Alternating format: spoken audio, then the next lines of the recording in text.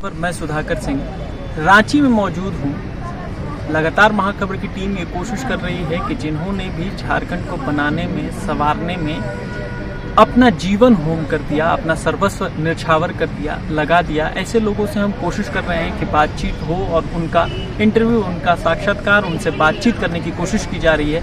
इसी बीच आज हम मुलाकात आपकी बात कराएंगे पंकज यादव से, जो एक्टिविस्ट हैं और लगातार झारखंड में हो रहे भ्रष्टाचार पर, झारखंड में हो रही अनियमितताओं पर, चाहे वो मुख्यमंत्री ने किया हो, चाहे वो विधायकों ने किया हो, तमाम बातों पर लगातार नकेल कसने की कोशिश की जाती है। न्यायिक प्रक्रिया के तहत हाई कोर्ट में कई बार पीआईएल किया जाता है भ्रष्टाचार के मुद्दों पर। कई दफे इन्होंने, हालांकि पिछले बार जो रघुवर सरकार पर भी इन्होंने नकेल कसने की कोशिश की थी, उन पर भी 100 करोड़ का घोटाले का आरोप था। हम तमाम मुद्दों पर बातचीत करेंगे, पंकज जी के पास ले चलते हैं। पंकज जी, पहले तो आपका स्वागत है महाखबर में। धन्यवाद। आप ये बताइए कि इतने बड़े बड़े मामले झारखंड में लगातार हो रहे हैं और आप ऐसे ऐसे मामलों पर नकेल कस रहे हैं, कैसे कर पा रहे हैं इतने बड़े बड़े काम? इतनी सहूलियत से या मुश्किलें भी आती होंगी, कैसे कर पा रहे हैं? देखिए, काम तो झारखंड के हित में करना हमारी मजबूरी है। एक झारखंडी होने के नाते झारखंड को बचाना मेरा फर्ज है और इसी को ध्यान रखते हुए मैं ये लड़ाई लड़ रहा हूँ। और झारखंड के हक में जो भी चीज़ें बनाई गई है, झारखंड के हक में जो भी चीज़ें केंद्र द्वारा या राज्य सरकार द्वारा उपलब्ध कराई जा रही हैं योजनाएँ, उसमें जो भ्रष्टाचार दिखता है उसका मैं कड़ा विरोध करता हूँ और कानूनी रूप से जो है से उस पर शिकायत भी दर्ज करवाता हूँ। तो इसमें बहुत सारी कठिनाइयों का भी सामना करना पड़ता है, जैसा कि आप बोल रहे हैं कि ये चीज़ें कुछ आसान नहीं है, आसान नहीं है। तो कठिनाइयों का सामना तो करना पड़ता है मुझे, लेकिन कहीं न कहीं झारखंडियों का आशीर्वाद, उनका सहयोग और समर्थन हमें लगातार प्राप्त होता है और हम इसको कर पाते हैं। आपने जब रघुवर सरकार के ऊपर आपने पीआईएल डाला था, 100 करोड़ के घोटाले का मामला था, उनके कई मंत्रियों पर आपने आय से अधिक संपत्ति का मामला था, जिसको आपने पीआईएल लगा करके हाई कोर्ट में उजागर किया। क्या कार्रवाई हो पा रही है? लगता है आपको कि आपके पीआईएल से सरकार के कानों पर या कोर्ट के संज्ञान लेने पर कोई असर होता है? जी, ये इस पर पूरा कार्रवाई होगी, मुझे पूरा विश्वास है। माननीय न्यायालय में मेरा मामला है, इसको मैं कमेंट करना नहीं चाहूँगा, लेकिन न्यायालय में जाने से पहले मैं एंटी करप्शन ब्यूरो झारखंड में गया था। इसकी शिकायत कि 100 करोड़ का स्कैम है, मोमेंटम झारखंड नाम का एक जो है ऐसे इन्वेस्टमेंट प्रोग्राम है, करवाया गया था तत्कालीन मुख्यमंत्री रघुवर दास जी के द्वारा। और इस पूरे प्रकरण में 2 दिन में जो है 100 करोड़ रुपये का बंदरबाट हो गया था और इस झारखंडियों का मेहनत की कमाई का टैक्स का पैसा था, ऐसे बंदरबाट नहीं होनी चाहिए थी। तो इस मामले को लेकर मैं एसीबी में गया था, एसीबी में भी पी दर्ज कर ली गई है। और जब इस पूरे प्रकरण में जब मामला लंबा खिंचता गया तो मैं हाई कोर्ट की ओर रुख किया मैंने, और मुझे विश्वास है कि बहुत जल्द जो है इस पर कार्रवाई होगी और जो भी दोषी हैं इसमें, चाहे वो मंत्री, तत्कालीन मुख्यमंत्री हैं और कई आईएएस अफसर भी हैं, सलाहकार उनके, तो सभी पे मामले मैंने दर्ज करवाए हैं। मुझे विश्वास है कि जरूर उन पर कार्रवाई होगी।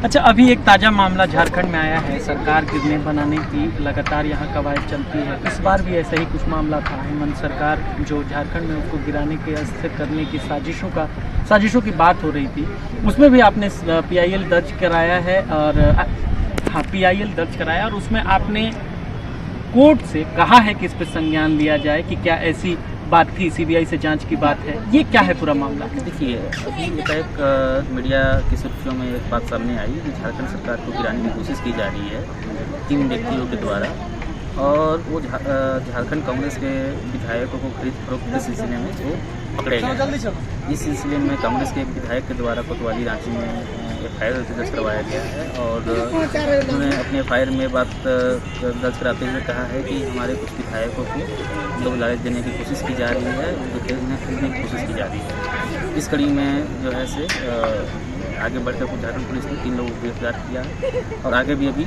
इस पर अनुसंधान चल रहे हैं। मुझे इस बात का डर था कि जिस प्रकार से हाउस ट्रेडिंग का केंद्र बिंदु रहा है झारखंड हमेशा से, तो कहीं ये जो सरकार 5 साल के लिए बनी हुई है, 5 साल का मैंडेट मिला हुआ है सरकार को, चलाने के लिए, जनता की सेवा करने के लिए, तो सरकार को भी कहीं गिरा नहीं दिया जाए हॉर्स ट्रेडिंग के बल पे। तो मैंने इस पूरे प्रकरण को CBI से जांच करवाने की मैंने झारखंड हाई कोर्ट में लिखित याचिका दायर की है। और मुझे विश्वास है कि इस याचिका के दायर हो जाने से इसमें जो भी संलिप्त लोग हैं सरकार के आने की कोशिश में हों, चाहे वो बिकने वाले लोग हों चाहे खरीदने वाले लोग हों, उन पर कड़ी कार्रवाई होगी। और मैंने ये पूरा प्रकरण जो को आधार बनाया है राइट टू वोटर। एक वोटर का अधिकार है कि वो अपने वोट के अधिकार को संरक्षित करे। ऐसा नहीं है कि वो किसी अपने विधायक को वोट दे दिया और विधायक उसके वोट पर जाकर कहीं भेज दे। तो इस अधिकार को, वोटर की इस अधिकार को संरक्षित करने के लिए मैंने माननीय हाई कोर्ट में एक याचिका डाली है। और मुझे विश्वास है कि इसमें बिकने वाले विधायक और खरीदने वाले पार्टी या विधायक उन पर कड़ी कार्रवाई होगी। ये आपने कहा कि राइट टू वोटर जो अधिकार है, ये अमूमन देश में देखने को मिल रहा है कि आपने किसी पार्टी को वोट दिया, एक नियत पार्टी जाती है और विधायक को खरीद लेती है और अपना बहुमत की सरकार बना लेती है, बहुमत चाहे किसी को मिले। तो आपको नहीं लगता कि ये वोटर के साथ छल है? इस पे क्या संज्ञान लेगी हाईकोर्ट यहाँ, आपको क्या लगता है? हाईकोर्ट को जरूर संज्ञान लेना चाहिए। मैंने यही निवेदन किया है माननीय हाईकोर्ट से।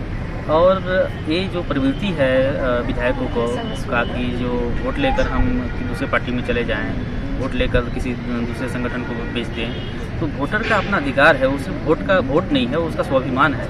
हाँ, वो अनमोल है। आपको जनता ने वोट दिया है आपको सेवा करने के लिए, न कि बेचने के लिए। और आप निजी लाभ के लिए उसके वोट को और उसके स्वाभिमान को आप ऐसे नहीं बेच सकते हैं, ऐसे नीलाम नहीं कर सकते हैं। और जो लोग भी ऐसे विधायक जो अब लगातार करते आ रहे हैं, उन पर नकेल कसी जानी चाहिए। और इस दिशा में मैंने कुछ शुरुआत की है और मैं चाहता हूं कि देश के अन्य जगहों पे जहां पर वोटर के अधिकारों का हनन होता है, जहां पर जो है से विधायक वोट लेकर जो है से उसको दूसरे पार्टी के लोगों को बेच दिया करते हैं, अपने लोगों को अपने पैसों के लालच में लोग में, तो ये प्रवृत्ति बंद हो, क्योंकि ये खतरनाक, लोकतंत्र में बहुत खतरनाक प्रवृत्ति है और इस पर विराम लगना जरूरी है। ये हमारे साथ पंकज यादव थे जो साफ साफ कह रहे थे कि जब देश में या कहीं भी पूरे भारत में कभी भी जब विधायकों को खरीदा जाता है तो ये वोटर के स्वाभिमान के साथ छल है, ये नहीं होना चाहिए। इसके मद्देनजर ही इन्होंने रांची में PIL दर्ज कराया है और उम्मीद है कि हाईकोर्ट जल्दी से इस पे कोई पहल करेगी और इस पे लगाम लगाएगी। आप बने रहे महाखबर के साथ। मैं सुधाकर सिंह, धन्यवाद।